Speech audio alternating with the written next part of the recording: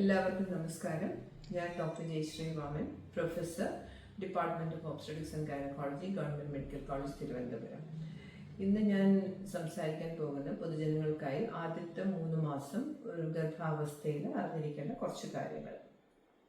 ഏറ്റവും പ്രധാനമായിട്ട് നമ്മൾ ഗർഭിണിയാണെന്ന് കണ്ടുപിടിച്ചാൽ ഉടൻ തന്നെ നമ്മളൊരു ഗൈനക്കോളജിസ്റ്റിനെ കാണേണ്ടതാണ്. അതിനാണ് നമ്മൾ ഫസ്റ്റ് വിസിറ്റ്. അപ്പോൾ ചോദിക്കുക, എന്തിനാണ് ഉടനെ തന്നെ കാണേണ്ട, എന്താണ് കാര്യം? അതിന് കുറേ കാര്യങ്ങളുണ്ട്. കാര്യം നമ്മൾ ആ സമയത്ത് ഒരു ഡോക്ടറെ കാണുന്ന സമയത്ത് നമ്മൾ എന്തെങ്കിലും ഇപ്പോൾ മരുന്ന് കഴിച്ചുകൊണ്ടിരിക്കുകയാണെങ്കിൽ അത് സേഫ് ആണോ പ്രഗ്നൻസിക്ക് എന്ന് നമുക്ക് അറിയാൻ പറ്റും. ഏറ്റവും നല്ലത് നമ്മൾ പ്രീ പ്രഗ്നൻസി തന്നെ പ്ലാൻ ചെയ്ത് അങ്ങനെ എന്തെങ്കിലും മെഡിക്കേഷൻസ്, എന്തെങ്കിലും ഡ്രഗ്സ് എടുക്കുന്നെങ്കിൽ അതൊക്കെ സ്റ്റോപ്പ് ചെയ്തിട്ട് സേഫ് ആണോ ഇല്ലെന്ന് ചോദിച്ചിട്ട് പിന്നെ പ്രഗ്നൻ്റ് ആകുന്നതാണ് ഏറ്റവും നല്ലത്.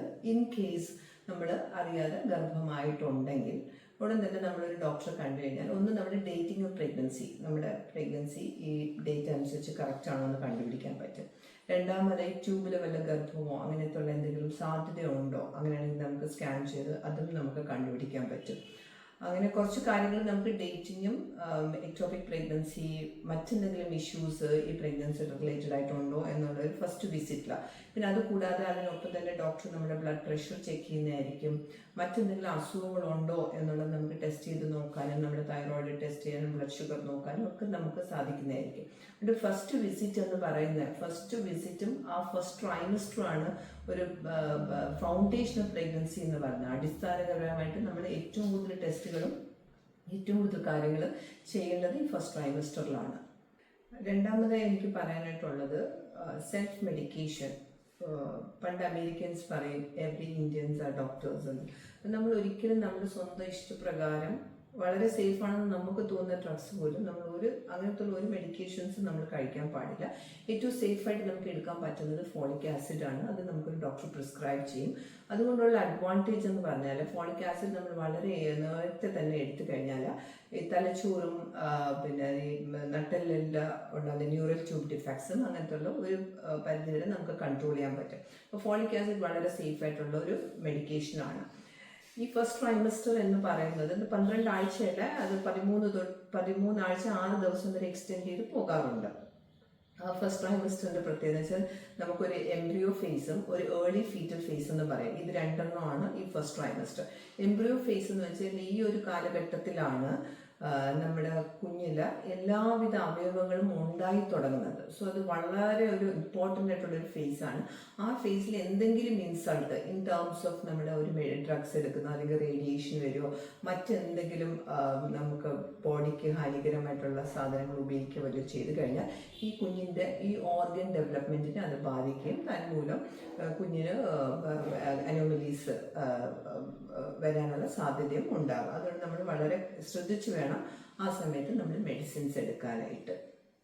മൂന്നാമതായിട്ട് എനിക്ക് പറയാനുള്ളത്, ഗർഭിണിയാകുമ്പോൾ എല്ലാ ഫ്രണ്ട്സും റിലേറ്റീവ്സും എല്ലാം വളരെ ഹാപ്പി ആവും, സെലിബ്രേഷൻ ആകും. അപ്പം നമുക്ക് എല്ലാ ഫുഡ് പുറത്തുനിന്ന് കഴിക്കാം എന്നുള്ള ഒരു ടെൻഡൻസി കൂടുതലായിട്ട് നമ്മൾ കണ്ടുവരുന്നുണ്ട്. അപ്പം റിമെമ്പർ, ഏറ്റവും ഈ ഇമ്പോർട്ടൻ്റ് ആയിട്ടുള്ളൊരു ഫേസിൽ നമ്മൾ വീട്ടിലുള്ള ഭക്ഷണം കഴിക്കുന്നതാണ് ഏറ്റവും നല്ലത്. വീട്ടിലാവുമ്പോൾ നമ്മളത് കളറൊന്നും ആഡ് ചെയ്യാതെ മറ്റ് അഡിറ്റീവ്സും ഫുഡ് ടേസ്റ്റ് മേക്കേഴ്സും ഒന്നും ഇടാതെ ഉണ്ടാക്കുന്ന നാച്ചുറൽ ആയിട്ടുള്ള ബാലൻസ്ഡ് ആയിട്ടുള്ള ഡയറ്റ് കഴിക്കുന്നതാണ് എപ്പോഴും നല്ലത്. പിന്നെ അതിനൊപ്പം തന്നെ അതിൻ്റെ കൂടുതലായിട്ട് ഛർദിൽ വരാനുള്ള സാധ്യതയെല്ലാം ഈ ഫസ്റ്റ് ട്രൈമസ്റ്ററിൽ കൂടുതലാണ്. അപ്പോൾ ചെറിയൊരു ഛർദിൽ ഇറ്റ്സ് ഓക്കെ, പക്ഷെ കൂടുതലായിട്ട് ഛർദിക്കുകയാണെങ്കിൽ നമ്മൾ തീർച്ചയായും ഡോക്ടറെ കണ്ടിട്ട് അതിന് വേണ്ടുന്ന ഗുളിക കഴിച്ച് നമ്മൾ ഛർദിൽ കുറയ്ക്കണം. അല്ലെങ്കിൽ അത് കൂടുതലായിട്ട് വന്നാൽ ഹൈപ്പറെമിസിസ് ഗ്രാവിഡേറ എന്ന് പറഞ്ഞൊരു സ്റ്റേറ്റിലേക്ക് നമുക്ക് ഡീഹൈഡ്രേഷൻ ഉണ്ടാവും. അതും നമ്മുടെ പ്രഗ്നൻസിയെ ബാധിക്കാനുള്ള ഒരു സാധ്യത ഉണ്ടാവും. അപ്പോൾ ഫുഡ് ആൻഡ് ലൈറ്റ് എക്സസൈസസ്, നമ്മൾ ഹെവി ആയിട്ടുള്ള എക്സസൈസസ് ഒന്നുമല്ല, ഇതൊക്കെ നമ്മൾ ശ്രദ്ധിക്കണം.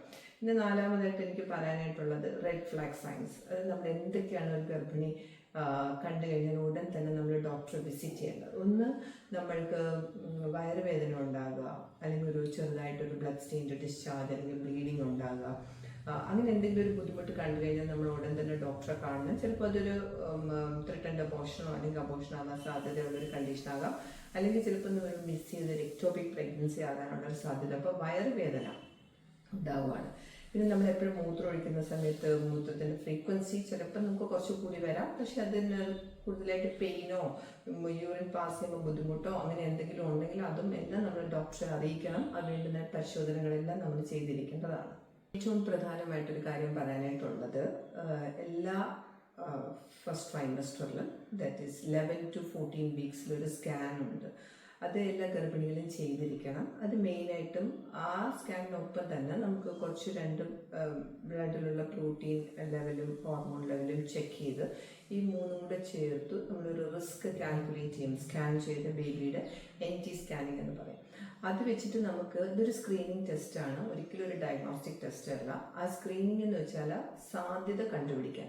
അപ്പം അങ്ങനെ സാധ്യത ഈ കുഞ്ഞിന് ട്രൈസോമി ഉണ്ടാവാൻ, അതായത് ട്രൈസോമി 13, 18 and 21 അങ്ങനത്തെ ട്രൈസോമി നമുക്ക് കുഞ്ഞിന് ബുദ്ധിക്കുറവായിട്ട് ഉണ്ടാകുന്ന ഒരു ജനറ്റിക് കണ്ടീഷനാണ്.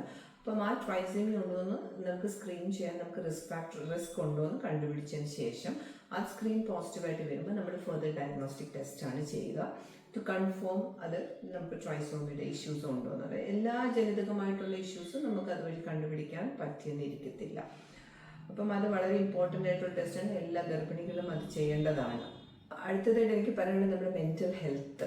കാര്യം പ്രഗ്നൻസി ആകുമ്പോഴത്തേക്ക് ഒരു ഡിഫറെൻറ്റ് സിറ്റുവേഷനാണ് ആവുന്നത്. അപ്പോഴത്തേക്ക് സ്ത്രീകൾക്ക് ആങ്സൈറ്റി ഉണ്ടാകാനുള്ള സാധ്യതയുണ്ട്, ചെറിയൊരു ഡിപ്രഷൻ കാണാറുണ്ട്.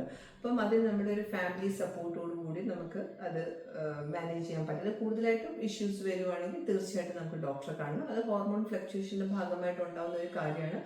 അത് കൂടുതലായിട്ട് നമുക്ക് പ്രശ്നങ്ങളൊന്നും ഉണ്ടാക്കാറില്ല. കൺക്ലൂഡ് എനിക്ക് പറയാനായിട്ടുള്ളത്, നമ്മൾ നമ്മുടെ മെൻ്റൽ ഹെൽത്ത് ശ്രദ്ധിക്കണം, പ്രോപ്പറായിട്ടുള്ള ഫുഡ് കഴിക്കണം. എന്ത് ഇഷ്യൂസ് ഉണ്ടായാലും നമ്മൾ സെൽഫായിട്ടുള്ള മെഡിക്കേഷൻസും സെൽഫ് മാനേജ്മെൻറ്റ് പാടില്ല. നമ്മൾ തീർച്ചയായിട്ടും ഒരു ഗൈനക്കോളജിസ്റ്റിനെ കണ്ട് അതിന് വേണ്ടുന്ന ട്രീറ്റ്മെൻറ്റ് എടുക്കണം. ഹാപ്പി ആയിട്ടിരിക്കണം. കാരണം നമ്മുടെ മൂഡ് ചേഞ്ചസ് ആണ് നമ്മുടെ ബോഡിയിലുള്ള ഹോർമോണൽ ചേഞ്ചസ്. അത് നമ്മുടെ ഡെവലപ്പിംഗ് എംബ്രിയോ അല്ലെങ്കിൽ ഫീറ്റസ് അല്ലെങ്കിൽ നമ്മുടെ ബേബിനെ അത് ബാധിക്കും. അത് എല്ലാ സ്ത്രീകളും മനസ്സിലാക്കണം. അപ്പോൾ ഏറ്റവും നല്ലൊരു കാര്യം എന്ന് വെച്ചാൽ നമ്മൾ സന്തോഷമായിട്ടിരിക്കുക. സന്തോഷമുണ്ടെങ്കിൽ നല്ല ഹെൽത്തി ആയിട്ടുള്ളൊരു ബേബി നമുക്ക് പിറക്കും. Thank you.